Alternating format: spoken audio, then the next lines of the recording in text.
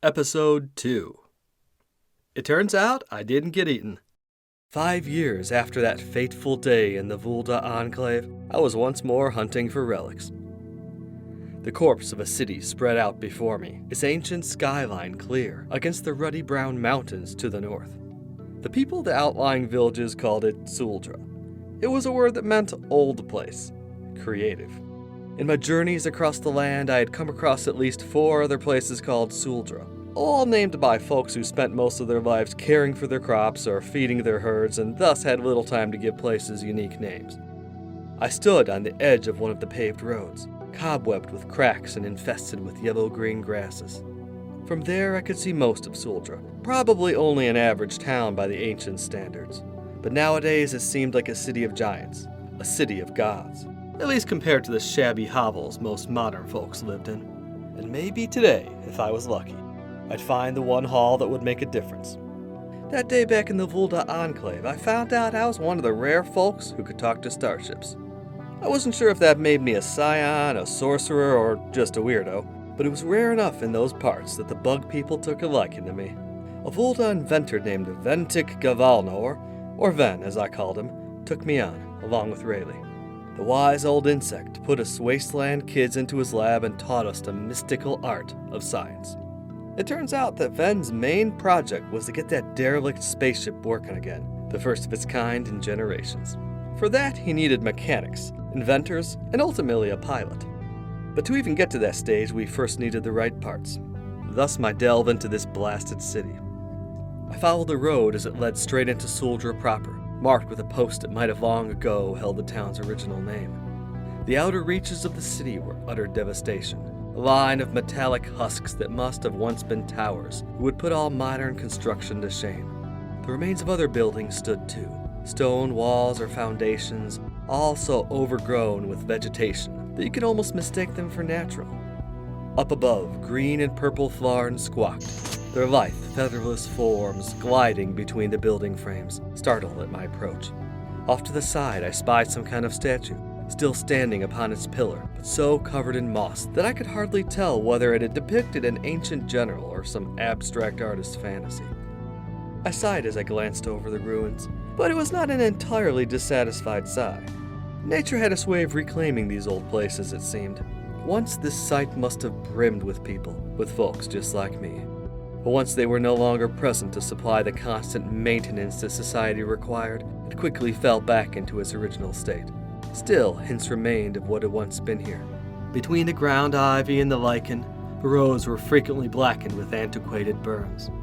As I approached what must have been an old town square, I saw a few of the old inhabitants too, or rather their remains, limp skeletons as charred as the streets they lay upon. A tinge of coldness crept over me, accompanied by a brief tightening in my gut. I took a deep breath and expelled it, shaking off the feeling. I sometimes got this way in the old places. I would have told myself there was nothing to worry about, but that would have made me a real Dugga-master. Of course there were things to worry about in the old ruins. It was just that worrying about them would be counterproductive. I made sure to keep my attention in the moment as I crept into the square, careful not to stumble over a skeleton or even step on a crunchy weed. You never really knew what was listening in a place like this. Probably because of that, I was surprised to hear a slight cracking sound and feel the road wobbling under my right foot. I paused, then stepped fully back, just in time to see a puff of dust as the ground fell inward with a crash, sucking stone, earth, and bones into a sinkhole just where I had been standing.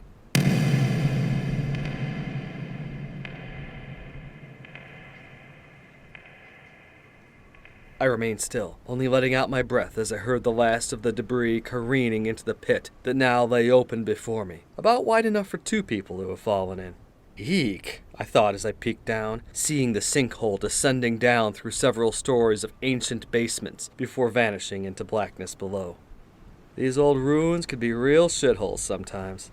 But I was still alive, so was all Kino Bino. I put on a wide grin as I continued on my way. Beyond the town square, I followed the line of husked towers along the course of the straight road, which ended in a toppled mass of metal, hoary with rust, where several huge beams had long ago fallen upon at least a dozen cars, completely blocking the road. A few of the towers were still intact and stood looking fragile, groaning morosely with each passing wind, their heights touching the lower reaches of the sky.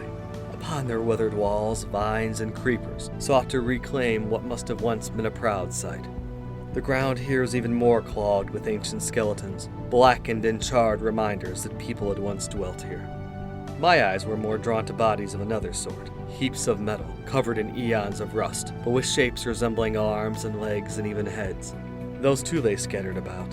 I had spotted 6 of them so far, like enormous man-like statues of iron, the smallest the size of 2 pack animals, the largest bigger than any house this side of Ganadria, but all lying broken and lifeless on the ground. One of them, about the size of a merchant's wagon, lay with its back against a wall, its head staring up at the sky as if in wonder. I could see its eyes, made of a type of gemstone, which still reflected the sunlight brightly despite the years of ruination. Yes, this was it. Really insisted that these things would be here, and one with an intact lens too. These hulks could be found in a number of the old ruins, but seldom intact. Had they been the guardians of the old people? Their police or their servants? It didn't matter. They had what I needed. I hesitated a moment, taking a deep breath before I stepped onto the thing's splayed-out legs, then hoisted myself up its chest and in reach of the face. A part of me, which still remembered all those elders' tales of mechanical monsters and god-cursed ruins, wanted to hold back. Still, I shook it off and proceeded to deftly remove both of its gemstone eyes with my shiv. They clicked out easily enough, and with 2 flicks of my wrist, the gems were in the backpack. I got a chance to put the shiv back into my leg strap and got 1 foot down onto the ground. It was then that I heard the horrifying sound of metal grinding against metal.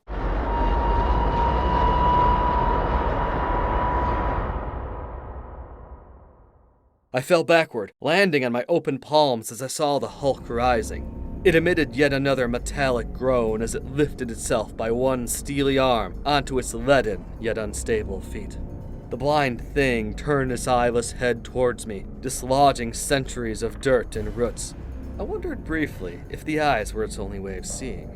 Then I began to rapidly crab walk backward, the cracks of the road digging into my exposed hands. The lumbering old machine took a step towards me, its trunk-like boot clanging upon the ground. I considered just getting up and running, but something told me to delay just a second. At that instant, its equally trunk-sized fist thrust through the air just above me. I backpedaled a few more moments and then jumped to my feet and did run. My heart drummed in my chest as I made a dash across the streets, this time quite noisily, but still doing my best to avoid pitfalls as I dodged around ancient mechanized carts or leapt over piles of bones. Behind me was a heavy clump of the monster's boots and the occasional metallic groan. A flock of flarn fluttered into the air and away. I continued to run, peeking briefly behind me to see the hulk still following, lumbering after me like a gimpy beggar after a meal. I reached the edge of the town square and ran straight through, dodging to the side of that unrecognizable statue and not stopping. The hulk ran straight behind me, plowing right through the crumbling statuary, barely slowing as stone and cement sprayed through the air behind it. I leapt over another small wall, and now the old high road was in sight. At its base was my cart, already in view. My chest was heavy now, my breath growing labored. I gritted myself and made a final run for it, still hearing the tireless behemoth grinding behind me as it tore through the last of the walls. I made a dash across the open grass, back onto a paved road. The cart stood ahead of me, a few meters away. I ran to my right. The thing continued straight, between the cart and a gnarled old tree. I grabbed the side of the tree and rolled downward.